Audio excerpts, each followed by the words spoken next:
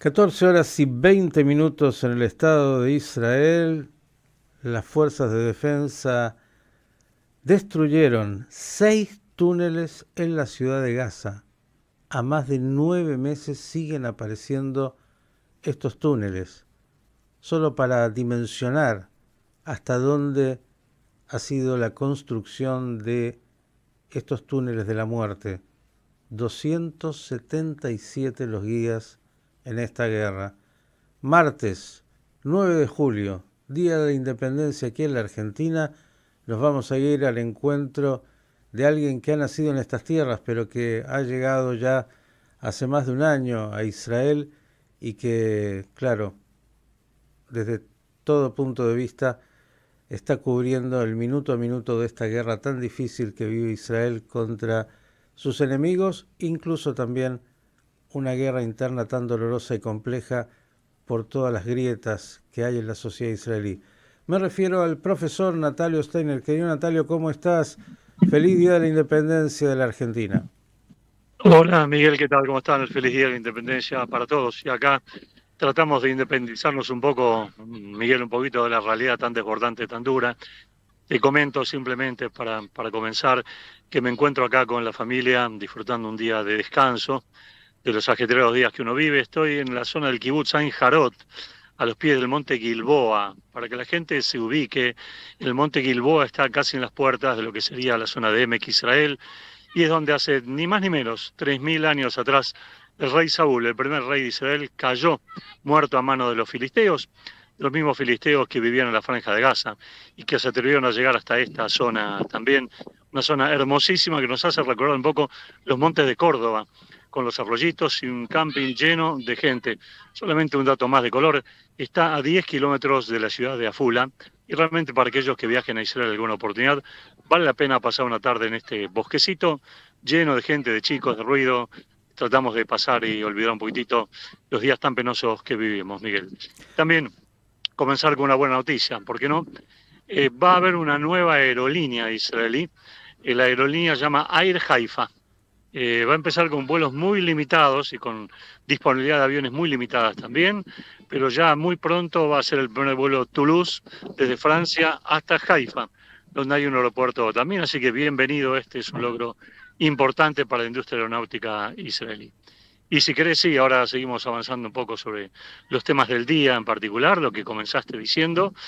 Y prácticamente estamos ya en 9 meses, ¿sí?, de esta guerra impiadosa, durísima, y el hecho de encontrar 6 túneles más que han sido destruidos prolijamente por la Fuerza de Defensa de Israel, se suma, atención con esto, a un túnel descubierto recientemente en la zona de Rafía, en el límite con Egipto y la Franja de Gaza, un túnel de 3 niveles, de 3 pisos, para comunicar la Franja de Gaza básicamente con Egipto. Y aquí es donde justamente surgen y se atan las discusiones permanentes que hay en Israel. Ha surgido una propuesta egipcia apoyada por Estados Unidos y todavía no demasiado por Israel, respecto a que toda la zona conocida como el corredor Filadelfia, estratégica para el abastecimiento del Hamas islámico, esté bajo control egipcio, pero para evitar, será una forma de decirlo, los problemas que hubo con 3 gobiernos anteriores, ¿sí?, egipcios, directamente los túneles, o mejor dicho, la frontera esté supervisada también por cámaras de seguridad de Israel. La verdad que el tema no suena bien, porque las cámaras de seguridad de Israel en la Franja de Gaza no han podido hacer mucho respecto, por lo menos si detectaron, hubo gente que no hizo lo que debía haber hecho, y por lo tanto hay mucha reticencia en Israel respecto a este tipo de cuestión. Pero vinculado justamente con el tema de la Franja de Gaza, al cumplirse estos 9 meses prácticamente de lucha incesante, el Hamas ha sido derrotado en la superficie, pero no ha sido derrotado bajo tierra. Estos 6 túneles no son más que una muestra de otros tantos túneles, muchos, que quedan donde el Hamas vuelve a reincorporarse, vuelve a reconformarse, vuelve a reconstruirse, como si fuera un verdadero hormiguero y con el cual hay que luchar día a día. Estos túneles fueron destruidos en la localidad de Saharía, pero también ya hay luchas importantes de Israel de vuelta por tercera vez en la zona de la Franja de Gaza, donde distintas brigadas israelíes están operando. En estos últimos días hubo 150 terroristas muertos. A Dios gracias, no hubo que lamentar ninguna caída de soldados israelíes acá en esta zona, en la franja de Gaza. Si vamos al norte, el norte, Hezbollah sigue con su guerrilla, no podemos llamarla guerra, sigue con su lejimá, con su combate, pero trata de ser cada vez más mortífero. Hoy ha habido un soldado israelí herido de gravedad, otros 14 heridos más levemente en ataque a la zona del Monte Hermón, uno de los puestos más importantes, más altos, las bases más importantes de Israel, y Hezbollah usando cada vez misiles o drones de mayor precisión. Hezbollah, quiero aclarar que una vez que dispara esto, suele hacer a los minutos propaganda filmada, como para darle credibilidad a sus ataques y usarlo como un elemento claramente de propaganda. Y el tercer frente, después si querés hablamos un poquito de la política, el tercer frente es en la zona justamente de Yehuda y Shomron, otra vez la ciudad de Tulkarem, donde Israel ha llevado a cabo hoy un fuerte operativo también. Se han destruido 12 minas personales importantes que han sido puestas debajo de carreteras civiles, debajo de calles donde transitan civiles para emboscar a vehículos israelíes. Hay varios terroristas palestinos heridos, nuestros soldados, a Dios gracias, también, en un operativo que ya lleva 12 horas seguidas y todavía no ha finalizado, porque es parte de operativos muy grandes que Israel lleva a cabo en ese tercer frente, del cual mucho no se habla, que es la zona de Judea y Samaria, muy cerca de las ciudades sensibles del centro de Israel, Miguel. La guerra y los temas de seguridad, que son, claro, la principal preocupación en Israel, pero a esto se le agrega el tema de las negociaciones por los rehenes, por un cese al fuego, y se suma la tensión de una coalición que parece tambalear justamente a partir de estas negociaciones. ¿Qué nos dirías, Natalio? Miguel, si hoy mismo, hoy día martes 9 de julio, hubiera alguna votación parlamentaria en la Knesset, el gobierno no tendría mayoría para sacarla. La coalición hoy por hoy está fisurada. No significa que el gobierno va a caer, no seguro en lo inmediato, pero hay intereses divergentes muy graves. Y la figura nuevamente ha sido ya desde el día de ayer y continúa haciéndolo hoy, Itamar Ben-Gvir, el ministro de Seguridad Interior, que sí o sí ha puesto precio a su presencia en la coalición de gobierno, tratando de incorporarse a lo que llama el gabinete militar, al que estuvieron Gantz y estuvieron Eisenhower también y salieron ya hace un mes y medio, dos atrás. Y el gobierno Netanyahu ha dicho que no, y los socios también de la coalición han dicho que no, y han sido muy severos, evidentemente con Itamar Ben-Gvir, que muestra un comportamiento en algunos aspectos bastante infantil, bastante precario en ese sentido. Pero la coalición no está solo fisurada por esto. Está fisurada también porque la magnitud de los acuerdos que puedan existir con el Hamas también están en juego.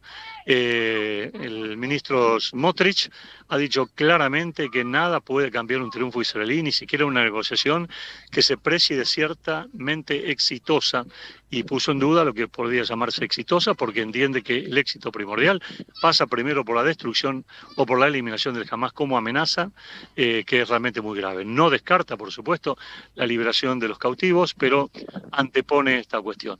No así otros en la propia coalición, que anteponen la idea, otra vez, de ahondar un acuerdo, algún tipo de acuerdo con el Hamas, si es que esto es posible, no desperdiciar una oportunidad que se ha abierto en forma casi sorpresiva, y es una oportunidad que tiene que ver con la enorme presión militar que Israel está haciendo sobre el Hamas, donde, como dije antes, está cada vez más derrotando a las fuerzas militares del Hamas islámico, y eso lo lleva a una negociación, y por lo tanto son muchos los que piensan que hay que tratar de buscar esta vía negociatoria. Y el gobierno también, en estos últimos días también, está otra vez el tema de la ley de rabinos, la ley de nominación de rabinos, está en danza, no tiene todavía el apoyo de todos, está buscando otra vez el apoyo de Itamar Ben-Gvir, la coalición no se pone de acuerdo con esto, y también el nunca terminado tema de Hoka Gius, del reclutamiento de los sectores ultraortodoxos, donde comienza a aparecer una tímida luz al final del túnel con la posibilidad de incorporar no diría brevemente, pero sí cerca de 3.000 soldados ultraortodoxos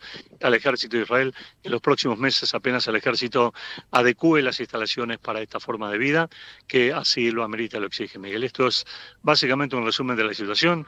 Las convulsiones internas preocupan mucho, diría, y preocupan tanto más que las situaciones militares que están estabilizadas en situaciones, bueno, en el sur de avance y de demolición israelí constante del Hamas, y en el norte de una guerra que no encuentra un final, que no encuentra un horizonte y que todavía las respuestas israelíes son insuficientes para los desafíos del Hezbollah. En este contexto, solo Natalio agregar que nosotros ayer compartíamos justamente expresiones del jefe de la oposición, Yair Lapid, diciéndole a Netanyahu que en la medida en que, bueno, tanto Itamar Ben-Gvir como Smotrich dieran un paso al costado, si no quisieran apoyar un acuerdo por los rehenes, él, como ya había prometido, acompañará y de alguna manera le dará un blindaje al gobierno actual, acompañando un acuerdo para que esto se pueda concretar, digo, dentro del contexto de estas tensiones en la propia coalición de gobierno y por otro lado la postura de la oposición que, bueno, habla claramente de nuevas elecciones, habla de todo lo que la oposición de alguna manera viene manifestando, pero que en esto puntual ha dicho que en el caso de llegar a un acuerdo y que estos ministros de la extrema derecha no quisieran acompañar, ellos acompañarían y le darían ese tipo de blindaje al gobierno. Todo un tema donde no faltan desafíos en Israel, también alguna grieta con el ejército o con los referentes del ejército, entre lo que expresa el vocero del ejército, por ejemplo, en relación al Hamas, y lo que expresan los más importantes políticos encabezados por el primer ministro. Todo un panorama. Sí, sí, Miguel, efectivamente, las declaraciones de Agari, que ya es la segunda vez que son bastante polémicas, o por lo menos quizás realizadas en un contexto público no muy adecuado, Agari manifestó que el Hamas no puede ser destruido a la brevedad y que cuando fue consultado cuándo sería destruido el Hamas, él dijo, va a haber Hamas dentro de 5 años también. Esto le valió una reprimenda del primer ministro Benjamín Netanyahu, directamente salteando al jefe militar y al ministro de Defensa, donde le dijo a Gari que así como en Alemania hoy en día hay neonazis, no significa que el gobierno de Alemania sea neonazi. Con lo cual le da a entender de que efectivamente hay que luchar contra el Hamas para que no esté en el gobierno, pero que efectivamente va a ser una guerra ardua, dura, larga y tensa, sin ninguna duda, en ese sentido también, y que va a llevar mucho tiempo y vamos a ver cómo Israel puede prepararse para esto. Y una palabra sobre el tema Lapid. No es la primera vez que Lapid dice esto, especialmente cuando surgen estas grietas tan profundas en el gobierno israelí. Pero por otro lado, Netanyahu sabe que tanto Smotrich como Ben-Gvir difícilmente abandonen la coalición de gobierno. Difícilmente porque no serían parte de algún otro gobierno, no serían convocados ni por sectores de derecha, ni naturalmente por otros sectores de izquierda, y por lo tanto van a preferir quedarse en este gobierno tratando de limitar lo más posible todo lo que tenga que ver con alguna negociación que sea altamente concesiva para el Hamas islámico, Miguel. Por lo tanto, lo de la PID queda en esa intención y habrá que ver si esto se materializa o no. Yo por el momento no lo creo, ya son varias veces que la PID lo manifiesta, de dar un colchón de seguridad, pero Netanyahu no está convencido de dar un paso en ese sentido para incorporar a la PID a una coalición que sería, creo yo, aún más problemática también.